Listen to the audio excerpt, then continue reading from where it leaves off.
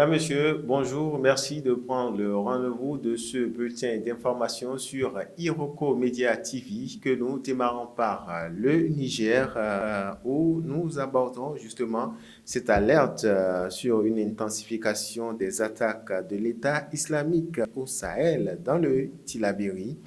Et justement, ces attaques menées par le groupe État islamique du Sahel contre les civils dans la région du Tillabéri se sont intensifiées, disais-je, au cours de ces derniers mois. C'est la conclusion d'un rapport publié mercredi 10 septembre 2025 par le Human Rights Watch. Selon l'ONG, le EIS a exécuté 127 personnes dans les 5 attaques qu'elle a pu documenter et qui se sont produites en mars 2025 et en juin de la même année. Le HRW appelle les autorités nigérianes à des sanctions et à davantage protéger les zones civiles de ces situations. Le village d'Isaac, par exemple, a été visé en juin.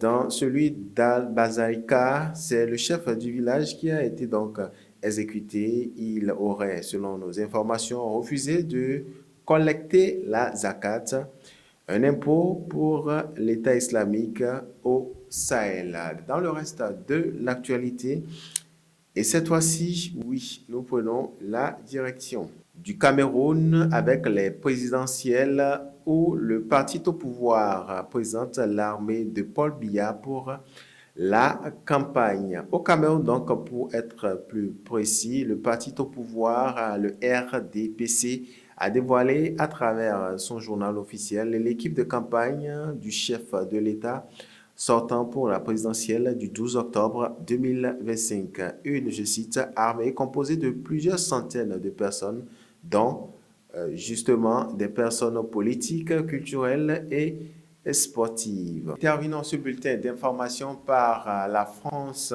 avec, oui, justement, François Bayrou qui fait cette grosse erreur, laissant beaucoup d'argent sur ses comptes courants. De quoi s'agit-il concrètement? La Haute Autorité pour la transparence de la vie politique a publié le 10 juillet les déclarations de patrimoine des membres du gouvernement. Il apparaît que ces derniers épargnent peu, privilégiant les comptes courants. C'est le cas par exemple du Premier ministre français.